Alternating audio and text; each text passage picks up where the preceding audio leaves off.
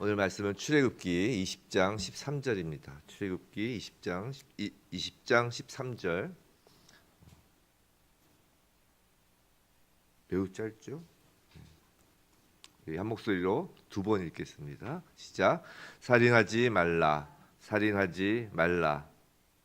세 번 할까요? 완전수. 살인하지 말라. 예, 살인하지 말라.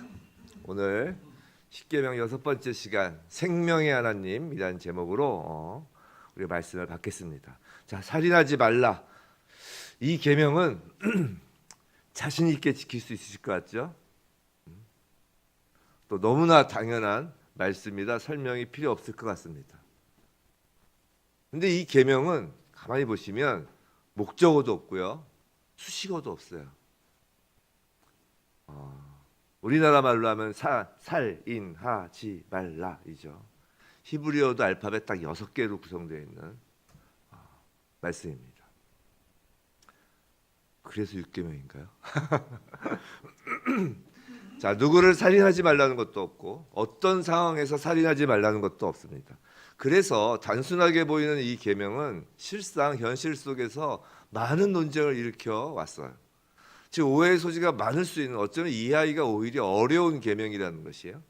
자, 예를 들어 현대 사회에서 치열한 논쟁이 되고 있는 건 몇 가지를 보죠. 바로 사형제도, 그렇죠? 낙태, 안락사, 전쟁, 자살 등 인간의 죽음을 두고 다양한 견해들이 있어요. 논쟁들이 있습니다. 오늘 여기서 이런 논쟁에 관한 제 의견을 말씀드릴 생각은 전혀 없습니다. 언제나처럼 이 말씀 자체에서 가장 중요한 건 우리 하나님의 마음, 하나님의 뜻을 아는 것이 가장 중요하겠죠. 자, 오늘 본 말씀은 특히나 히브리어로 된 원어를 살펴볼 필요가 있어요. 왜냐하면 그래야 방금 말씀드린 그 다양한 논쟁, 그 견해들에 대해서 어느 정도 우리가 하나님의 마음, 하나님의 뜻, 기준을 세울 수 있기 때문입니다.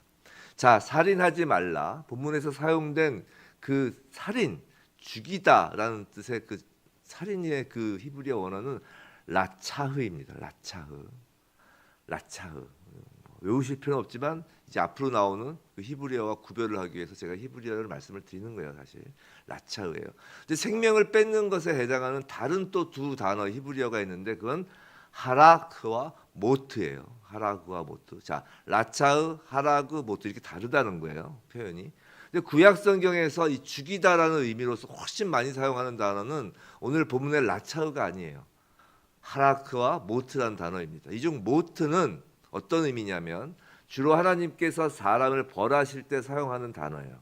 그래서 기근이나 질병 또는 사형 등을 통하여 계명을 어긴 자들을 죽여라 할 때 그때 주로 사용하는 단어가 모트입니다. 즉 법을 어긴 자를 사형에 처하는 것은 오늘 6계명 라차흐하고 다른 거라는 거예요. 즉 사형이 그 사형 존치론자, 사형을 폐지론자 하는 그것은 이 6계명과 상관이 없다는 것이에요. 다른 단어라는 것이에요. 한편 우리가 그런 생각을 그래서 하잖아요. 성경의 그 많은 구절에서 하나님께서 직간접적으로 인간의 생명을 뺏도록 하시잖아요. 그죠? 죽여라. 그래서 이 살인하지 말라가 좀 모순되는 것이 아닌가라는 생각을 갖곤 하는데 그건 이제 오해라는 것이죠. 다른 단어라는 거예요. 다른 차원에서의 이야기라는 것이죠. 그래서 오해된 것이에요. 사형제도도 아니고요. 자, 생명을 빼앗는 의미로서 다른 또 하나 단어를 볼게요. 이제 하라크라고 그랬어요. 하라크. 이걸 이제 6계명 오늘 살인하지 말라와 비교해 보면 이제 라차흐 오늘 살인하지 말라가 더 이제 선명해집니다. 자, 영어로도 생명을 뺏는 것에 대한 대표적인 단어가 두 개 있어요. 하나는 kill이 있고요. 또 하나는 murder가 있어요. 제가 영어 발음이 무척 안 좋습니다. 그냥 새겨 들으세요. murder. kill과 murder. 자, 히브리어 하라크는 영어로 치면 kill에 해당하는 단어예요. 근데 오늘 보면 라차흐는 murder에 해당한다고요. 잘 생각해 보세요. 우리말도 죽이다와 살해하다가 차이가 있잖아요. 그죠? 그래서 모기나 동물을 잡으면서 우리가 모기를 죽인다, 동물을 죽인다라고 하지 모기를 살해한다라고는 이야기 안 하잖아요. 그죠? 자, 또 전쟁에서 적군을 죽이는 행위. 이 경우에도 kill the enemy, enemy라고 하지 murder the enemy라고 안 하잖아요. 그렇죠? 즉 어떤 사람들이 전쟁에서 적군을 죽여야 하는 것에 반대하는 소위 평화주의자들이나 또는 동물을 죽이는 것에 반대하는 채식주의자들의 주장 근거도 오늘 본문과는 상관없다는 것이에요. 그렇죠? 그래서 살인하지 말라라는 계명에 대한 현실적으로 발생하는 그 많은 논란이 사실 히브리어 원어 라차흐 안에 이미 대부분 답이 들어 있다라는 것이에요. 하지만 하나님은 매우 단호하게 살인하지 말라라고 명령하시죠. 이것이 하나님 나라 질서가 이 땅에 임하는 계명으로서 매우 중요하다는 것입니다. 자, 왜일까? 왜 살인하지 말라? 이게 그렇게 중요한가? 이에 관해서 인간의 존엄성, 인간 사회의 그 유지, 생명의 유지 등 여러 가지 심도 있는 철학, 윤리학, 사회학을 펼치는 것도 가능하겠지만 제가 가능하다는 건 아니고요. 그런 것도 있겠지만 우리는 그 이유를 하나님에게서 찾아야 하는 것입니다. 십계명은 하나님 나라 통치 원리 법이기 때문이죠. 자, 하나님으로부터 주어진 것이고 하나님의 뜻, 하나님의 주권과 무관한 것은 이 땅에 아무것도 없습니다. 모든 것이 하나님 나라의 질서의 투영이에요. 지금 하나님께서는 이 육계명을 통하여 생명에 관한 주인이 어디에 있는가, 누구에게 있는가에 대한 선언을 하시는 거라고요. 지금 하나님께서는 내가 생명의 주인이다라고 선언하시는 거라고요. 하나님께서 살인하지 말라고 명령하신 근거는 그분께 그럴 권리와 자격이 있다라는 것이에요. 너희들이 인간적인 생각으로 인간의 사회를 유지하기 위한 그 목적으로 우리가 살인하면 안 되지라는 것이 아니라 생명의 창조주이시고 생명의 주인이시기에 그렇게 말씀할, 그렇게 명령할 권리와 자격이 있다는 것이에요. 특히 모든 사람의 생명의 주인 되심을 지금 하나님은 선언하시는 거라고요. 그래서 종교개혁자 켈빈은 하나님은 인간이 당신의 형상을 지니고 있으므로 인간이 죽으면 당신 자신이 훼손당하는 것으로 여기신다라고 했다고 해요. 즉 살인하지 말라라는 그 육계명은 하나님을 훼손하지 말라는 것이에요. 하나님의 주권을 건드리지 말라는 것이에요. 그런 의미에서 나의 생명도 마찬가지라는 것이에요. 아까 목적어가 없다고 그랬죠? 그 목적어에 나의 생명도 포함된다라는 것이에요. 내 생명이라고는 하지만 그 생명은 실상은 나의 소유가 아니라는 것이에요. 하나님께서 나에게 담아주신, 나를 창조하여 불어넣으신 하나님 소유의 생명인 것이에요. 그래서 내 마음대로 할 수 있는 것이 아니라는 것입니다. 지금 저는 자살을 하면 지옥에 간다고 말씀드리는 것이 아니에요. 모든 인간은 다른 사람의 죽음에 대하여 인간적 결론을 내리거나 평가할 자격이 없어요. 영혼 구원과 심판의 문제는 전적으로 하나님의 결정사항입니다. 다른 사람의 구원과 심판을 우리가 어땠을까라고 생각하는 순간 그 순간 자신은 하나님 자리에 앉아 있는 거라고요. 이 자리에서 안락사나 자살 등을 토론할 생각이 없다는 것이에요. 당사자가 아닌 이상 함부로 그 말할 수 없는 그 당사자의 아픔과 고뇌가 있기 때문이죠. 그 아픔과 고뇌는 사실 토론의 대상이 아니에요. 토론의 대상 이전에 공감과 이해의 대상이죠. 그러나 분명하게 나의 생명이라고 내 마음대로 할 수 있는 것이 아니다라고 하나님이 선언하시는 거예요. 왜냐하면 그 내 생명이라는 것도 그 생명의 진짜 주인은 하나님이다라고 말씀하시는 거기 때문이에요. 하나님께서 살인을 엄격하게 금하신 이유는 그것이 생명에 관한 하나님의 거룩한 주권을 침해하는 것이기 때문입니다. 하나님의 것을 뺏는 것이에요. 그리고 한편 살인하지 말라는 영혼을 죽이는 것도 포함해요. 자, 사람은 다른 피조물과 달리 하나님의 호흡인 생기, 그 생기가 들어간 생령이죠. 그래서 히브리어로 네피시, 생령, 즉 네피시를 지닌 존재예요. 그래서 단순히 육신의 죽음만 살인이 아니라 영혼을 죽이는 것도 살인에 포함이 되는 것입니다. 그 대표적인 예로 구약에서 든 것이 여성을 강간하는 것이에요. 구약에 그런 이야기가 어디 있어요? 있어요. 신명기를 보시면 그런 이야기가 있어요. 신명기 22장에 보면 만일 남자가 어떤 처녀를 들여서 만나서 강간하면 그 강간 남자를 죽이라고 그래요. 그리고 그 처녀에게는 아무것도 행하지 말라는 것이죠. 처녀에게는 죽일 죄가 없다는 것이에요. 사람이 일어나 그 이웃을 쳐 죽인 것과 같은 거라는 거예요. 자, 강간을 한 사람은 마치 이웃을 쳐 죽인 것과 같다는 것이에요. 여기서 죽이다에 쓰인 히브리어 단어가 바로 그 육계명에 쓰인 라차흐예요. 즉 강간을 하면 그것은 그 여인을 또 그 여인뿐만 아니라 그 이웃을 살인한 것과 같다는 것이에요. 근데 방금 읽어드린 이 신명기 이 말씀에서 한국어 번역에는 빠져 있지만 히브리어 원어에 있는 단어가 있는데 그게 바로 네피시, 생명이라는 거예요. 즉 강간은 생명, 영혼을 해치는 것이고 이건 살인이다라고 이어지는 거라고요. 즉 영혼을 해치는 것도 살인이기에 예수님께서도 이렇게 말씀하시잖아요. 그게 유명한 마태복음 5장 산상수훈이죠. 잘 아시죠? 살인하지 말라. 누구든지 살인하면 심판을 받게 되리라 했다는 것을 너희가 들었으나 나는 너희에게 이르노니 형제에게 노하는 자마다 심판을 받게 되고 형제를 대하여 라가라는 자는 공회에 잡게 되고 미련한 놈이라는 자는 지옥불에 들어가게 되리라. 이 말씀은 다들 아십니다. 유명하기 때문에 살인하지 말라라고 하였지만 형제에 대해서 노하지도 말고 욕하지도 말라는 거예요. 형제에게 노하는 자가 심판을 받게 된다는 것이에요. 이제 라가라고 했죠. 이 라가라고 하는 자와 미련한 놈이라고 하는 자에 대하여 지금 예수님께서는 경고를 하셨어요. 라가는 우리말로는 어리석은 천치, 바보 같은 욕을 그냥 우리는 사실 바보 그렇게 요새는 욕으로 안 들릴 수 있겠지만 그걸 세게 이야기한다고 생각해 보세요. 그게 욕이 되죠.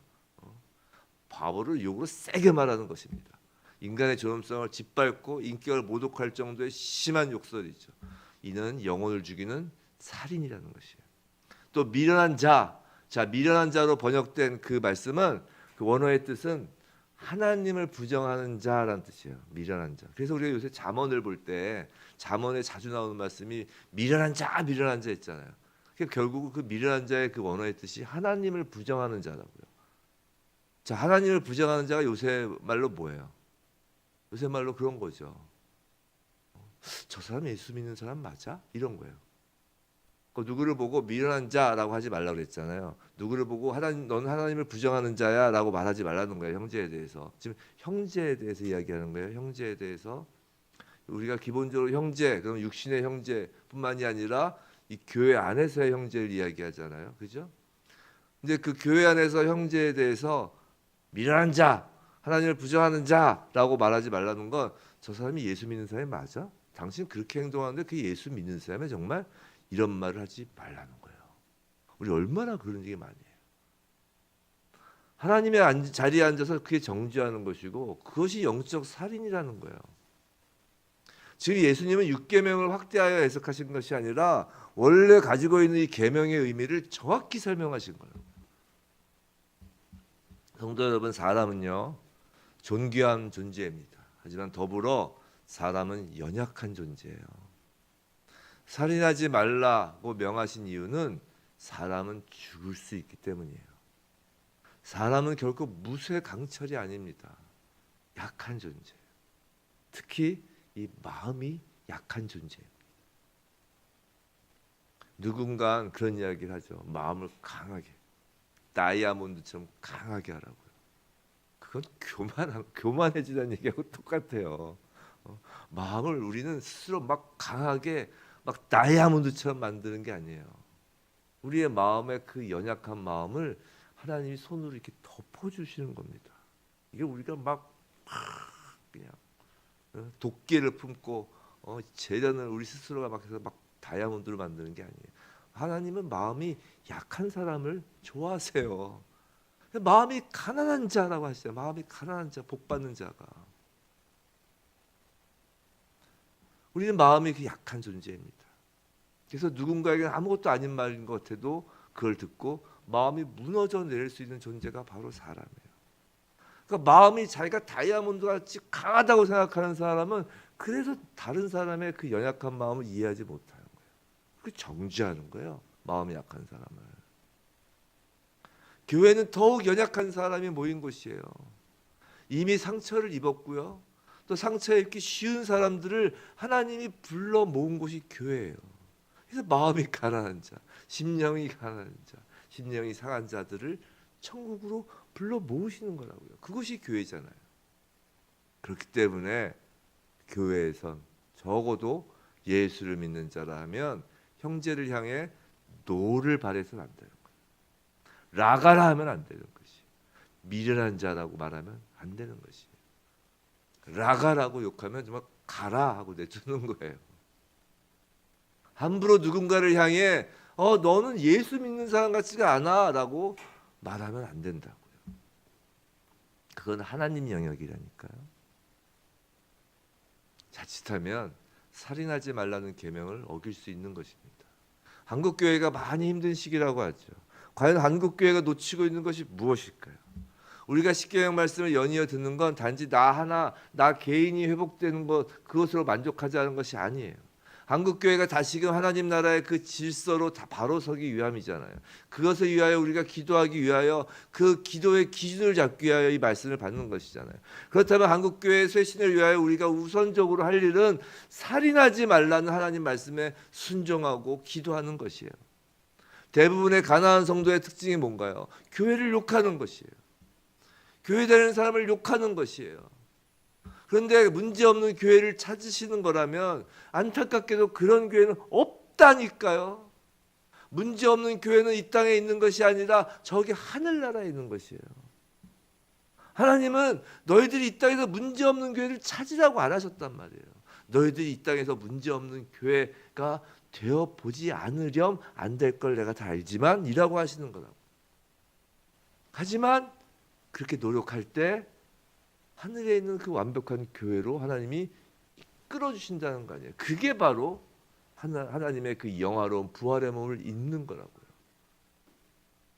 문제없는 개인 성도가 없는 것처럼 문제없는 교회란 있을 수 없는 것이에요. 문제없는 교회를 찾으시려면 본인이 문제가 없어야 돼요.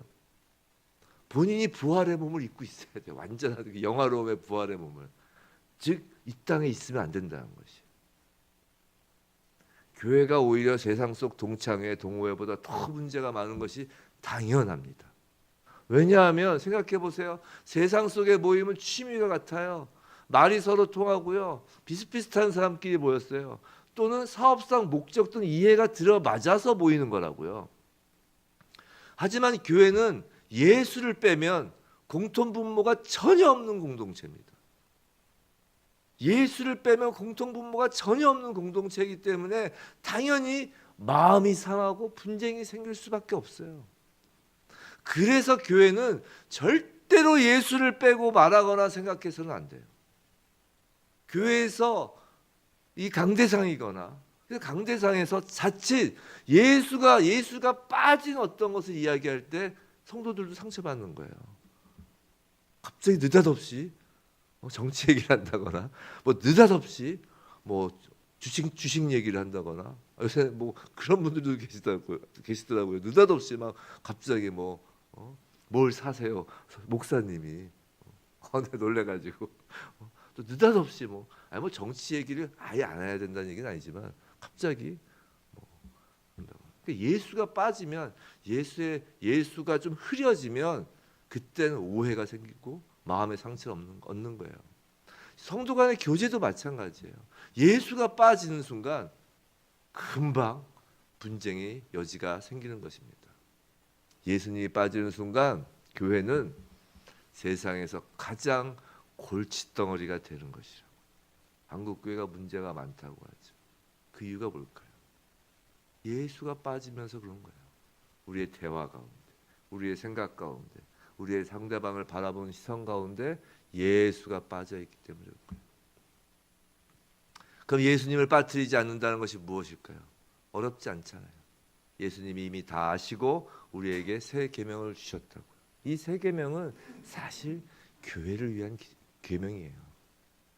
그렇지 않으면 이전 계명 하나님 사랑하라, 내 이웃을 내 몸같이 사랑하라 라고도 좋겠다고요. 하지만 예수님께서 이제 예수님이 승천하시고 성령이 임하여 이 땅에 이전에는 보지 못했던, 이전 이스라엘 백성, 구약의 이스라엘 백성은 경험해 보지 못했던 정말 새로운 공동체, 새 피조물의 공동체인 교회를 세우시기 위하여 그 교회에 특별하게 주신 새 계명이라고요. 새 계명이에요. 새 피조물에게 주신 계명이기 때문에 새 계명이에요. 그 새 계명, 내가 너희를 사랑한 것 같이 너희도 사랑하라. 바로 이 말씀을 주셨죠. 이 말씀은 곧 너희 서로를 예수님인 것처럼 여기며 사랑하라는 거예요. 서로 상대방을 바라보며 서로 예수님인 것처럼 사랑하라는 것이에요. 처음 말씀을 시작하면서 살인하지 말라라는 계명에 목적어가 없다고 했는데 이젠 우린 목적어를 붙여 읽을 수 있는 것이에요. 예수를 죽이지 말라라고 하시는 거라고요. 적어도 우리가 교회라면 말이죠. 살인하지 말라는 우리와 관련이 없는 먼 계명이 아닙니다. 바로 우리에게 절실한 계명이고 우리가 매일 넘어지고 실족하는 계명인 거예요. 부디 살인하지 말라라는 이 하나님의 계명을 무겁게 받아들여 더 이상 예수를 죽이는 언행을 하지 않는 우리 모두이길 주님의 이름으로 축원합니다.